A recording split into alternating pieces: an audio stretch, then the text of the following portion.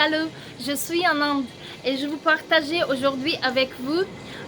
C'est pas vraiment une vidéo de conversation de plein conscience, vérité, mais c'est quelque chose qui nous approche. C'est la vidéo où je vais parler de l'amour, de partage, des sentiments très très chaleureux. C'est quelque chose que je suis ressenti juste récemment quand j'ai visité une femme. Elle est belle-mère de ma copine en Suisse. Donc quand je dis je suis en Inde, il y a un peu trop de soleil, vous me pardonnez. J'ai une copine indienne en Europe où j'habite, en Suisse. Et quand elle savait que je vais venir en Inde pour voyager, elle m'a invité à aller participer dans le mariage de son cousin. Et comme ça, je suis venue ici en Chennai et j'ai passé quelques jours ensemble avec sa famille. Et j'ai participé dans le mariage, c'était un mariage de 12 jours. C'est aussi une très belle expérience et je vais écrire peut-être un article dans mon blog pour décrire tout ça.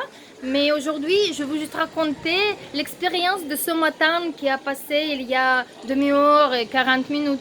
Parce qu'il m'a rempli avec beaucoup de sentiments très très très chauds que je veux partager avec vous. Et donc, je suis partie du mariage sans la famille de ma copine parce que ils ont resté pour aider là, finir, nettoyer, peut-être faire le compte et tout. Mais je suis partie avec la belle-mère de ma copine. Donc en fait, je ne le connais pas. J'ai vu aussi son fils juste 2 fois, très courtement, peut-être 5-10 minutes. On n'est pas les amis. Je suis amie juste avec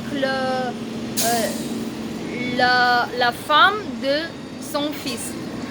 Mais quand même, j'ai passé la nuit chez elle à la maison. Et on est étrangère, mais en Inde, c'est comme ça. Si je ne continue pas à être avec quelqu'un qui m'a invité initialement, je peux toujours aller rejoindre quelqu'un qui peut prendre soin de moi. Et comme ça, j'ai passé une nuit chez elle, et chez sa famille, avec son mari et sa belle-mère. Et le matin, elle a cuisiné petit déjeuner pour moi. Tout de suite, elle m'a proposé le fruit parce que j'ai dit qu'en fait, j'aime beaucoup avoir quelque chose de frais le matin, comme le fruit. Elle m'a proposé salade de fruits. Et après, elle a cuisiné le plat qui s'appelle upma. Je suis juste sur la station de train parce que je vais prendre le train après pour aller dans la ville. Mais j'ai voulu faire cette vidéo tout de suite pour avoir possibilité de partager ce que je ressens tout de suite. Et quand je fais les vidéos dans 3 langues, anglais, russe et français, donc ça prend du temps un peu. Mais je suis là pour vivre, je ne suis pas là pour remplir le agenda, visiter ici et faire les crosses, non. Je suis là pour faire tout ce qui arrive moi. Pour ça, je vous partage tout de suite sans compter le temps, combien de temps passe. Et donc, elle a fait upma. Et je dis, waouh, c'est upma, j'adore. Elle a dit, ah oui, je sais, je le sais. Waouh, j'étais surprise. Comment tu le sais? Et en fait, hier, quand on a eu le repas de dîner, elle a remarqué que j'ai vu un plat, j'ai confondu, j'ai pensé que c'était upma. J'ai demandé, quelqu'un m'a dit non, c'est pas upma, c'est pongal, quelque chose de différent. Et j'ai juste dit, ah, moi j'adore upma et c'est tout. Mais elle a remarqué, et aujourd'hui, quand j'ai passé la nuit chez elle et elle a eu l'opportunité de servir lunch, servir le petit déjeuner pour moi, elle a fait upma pour moi. Ça m'a fait beaucoup de plaisir. Pas avoir upma, mais avoir cette attention. Signe d'attention, c'est toujours beaucoup plus important qu'autre chose. Et après, j'aime pas, un peu moins de soleil, c'est possible. Donc, ça m'a fait déjà très très plaisant. Et après, on a discuté où je pourrais aller visiter dans la ville. Elle m'a expliqué les connexions du transport public. Et j'ai remarqué que dans la pièce, il y avait la machine de couture. Et j'ai dit, oh, moi j'ai aussi la machine de couture, je fais aussi la couture. Un petit peu comme ça, je ne suis pas professionnelle, mais un petit peu. Et je fais le montrer les choses que j'ai fait pour moi, pour mon voyage. Ici, j'ai un petit sac au dos et il a juste une poche en extérieur et le grand poche, c'est pas vraiment le poche, mais c'est le sac où je mets tout. Et donc, les poches me manquent. C'est ce que j'ai fait, j'ai refait le sac vieux de mon mari qui a le couvercle comme ça, avec beaucoup de poches. Je l'ai attaché avec un zip. Et comme ça, je peux utiliser dans le sac avec beaucoup de poches ou je peux enlever et porter sans le sac au dos. Je peux porter juste avec un lace comme ça. Et elle aimait beaucoup cette idée. Elle a dit qu'elle va le faire aussi. Et après, j'ai montré aussi le pouch comme ça que j'ai fait pour ma gourde de l'eau que j'amène toujours avec moi. Maintenant, la gourde est dans le sac au dos, donc je ne peux pas montrer à vous le pouch. Mais elle aimait aussi cette idée. Elle a dit qu'elle fait aussi le petit sac. Elle m'a montré, elle m'a donné comme ça le sac, petit sac où je peux mettre mon attel, je peux mettre les petites serviettes et peut-être le petit truc comme ça, argent, pour juste aller dans la ville simplement sans les grandes choses. Elle a dit qu'elle va se réjouir. Elle va se réjouir quand quelqu'un qui... Oh, maintenant c'est un peu de dérangement. Il y a la police qui me demande de sortir d'ici. Donc je fais la pause. Ok, j'ai dû partir de là-bas où j'étais parce qu'un gendarme est venu. Il m'a dit que c'est interdit de faire photo ou vidéo ou quelque chose. Ok, je suis un visiteur ici, je préfère ne pas avoir des arguments, je cherche juste encore un endroit où je peux le faire, finir avec vous et aller prendre mon train. Donc, où j'étais dans l'histoire qu'on a partagé, qu'est-ce qu'on fait comme la culture ensemble. Elle m'a donné le petit sac pour utiliser pendant le voyage. Et après, j'étais en train de partir quand elle m'a proposé une petite boîte comme ça avec la poudre rouge qu'elle utilise pour faire puja, le service religieux comme ça. Elle m'a dit que ça c'est tradition, avant que je parte, je mets deux doigts comme ça et pour prendre un petit peu de la poudre et mettre ici le tika. Ça c'est comme un blessing, comme on dit blessing, le prière, non, c'est comme les bons souhaits pour mon voyage, continuation quand je pars de la maison. Et après, elle est descendue avec moi pour me montrer la route où aller. Et ça m'a surprise encore une fois très beaucoup qu'elle m'a pris dans les bras.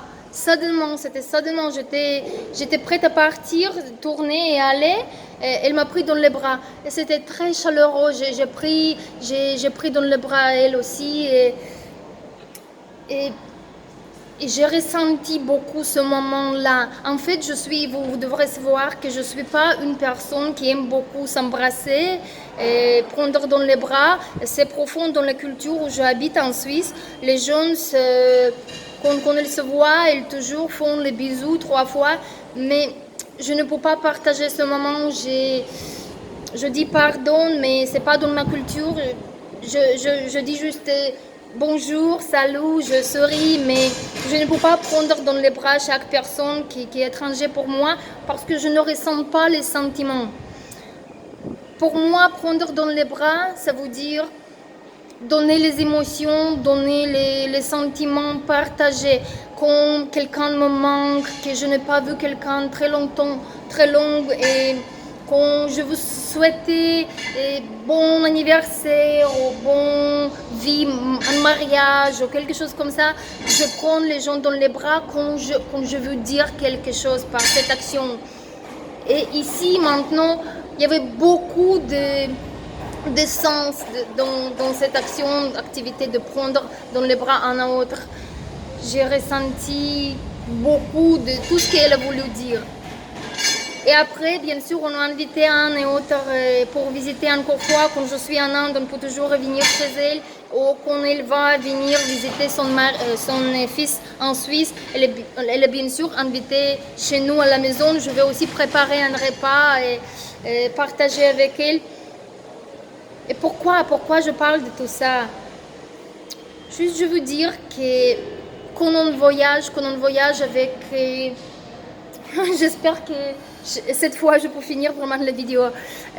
Quand on voyage dans un groupe organisé, on ne peut pas avoir les expériences comme ça. On ne doit pas avoir peur d'aller être seul, parce que quand tu es seul, tu n'es jamais seul. Tu découvres le monde, tu es parti de tous les gens autour de toi et tu peux échanger, tu peux rencontrer, tu peux être invité à la maison, tu peux avoir le repas ensemble. Malheureusement, chez nous, dans la culture européenne, c'est pas comme ça. On est très réservé, on est très fermé.